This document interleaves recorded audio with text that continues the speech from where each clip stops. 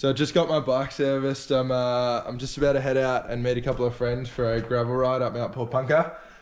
Haven't been on the bike in a little while. So yeah, looking forward to it. Hey, how you doing?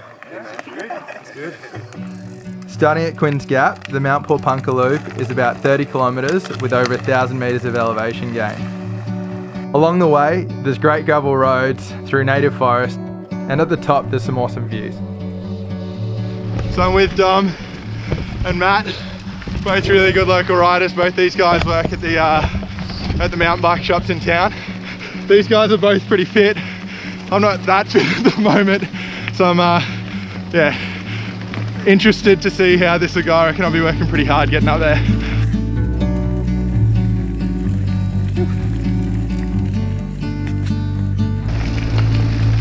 Good views. So I've been riding for about 15 minutes.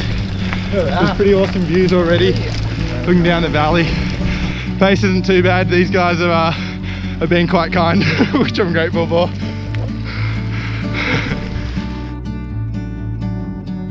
So there are a lot of people that use these trails, cars, riders, horses, regardless of what you're on. Just be mindful of the users, and there could be people just come around the corner as well. Hey.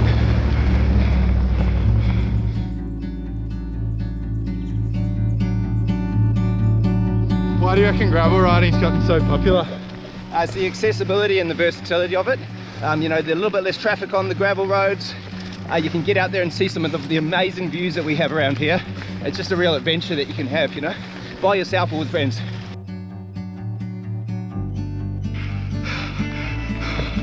It's been a while since I've been on the bike, so definitely feeling a little bit. Where's Stan? Where's Stan? So the boys have just dropped me. They put the pressure on a little bit. I'm working pretty hard to keep up. I hope he's got a map. This is a good point. Make sure everyone has a puncture repair kit in your group. Just in case you get dropped, you always want to have something on you in case your mates have abandoned ship. I love when your mates put a little bit of pressure on you. It's a good chance to test yourself and see what you're made of. After having their fun with me and feeling like I might get lost, the fellas decide to wait for me at the road junction. There's not always 4G coverage out here, so it's a good idea to have a map saved to your phone or bring a basic paper version for reference. Where are we going from here? Well, let's not go that way because that's steep and nasty, that one. If we go down that way, we're going to get pretty lost. So we're going to keep going straight ahead here, staying on Mount Porepunkah Road basically.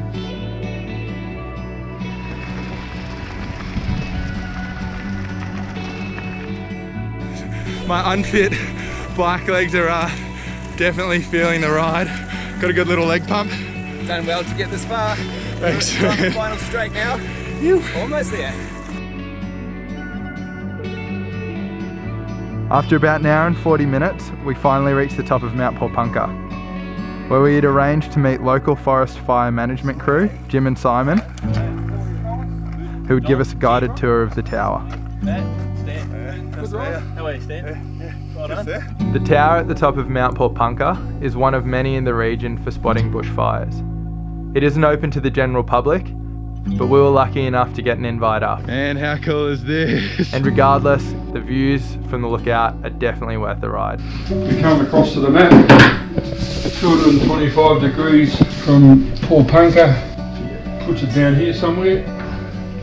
We'll draw a line here. Listening to Jim and Simon explain how it all works and how the towers communicate with one another was super interesting. For us it was more the number and how quickly they came, so we got 14 start within about 2 hours on that New Year's Eve, and you know, all in that really remote country out the back there. The crews that work up here probably don't get as much credit as they deserve, especially during the long summer season. But it's good to know that there's this unseen network looking out for us. What do you reckon? It's pretty special. Pretty special. I think my legs had finally recovered and it was time to head back towards Porepunkah, which is downhill all the way. These guys are both as good going down as they are climbing, so hopefully I can keep up. What's to expect? Look, so this is actually a really fun descent, but that said, ride within your limits because there will be a bit of debris on the road. There's a few corners that could get a bit sketchy at speeds, but it's pretty fun. So it's all down, which is great, so it's a good time.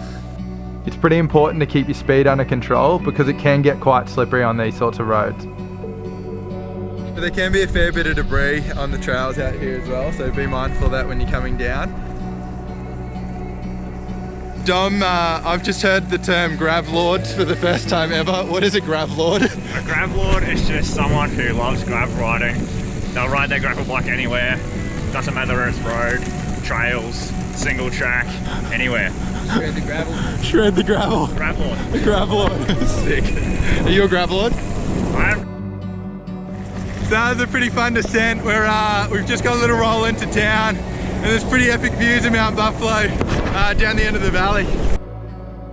What a day, and what a way to finish this lot of adventures.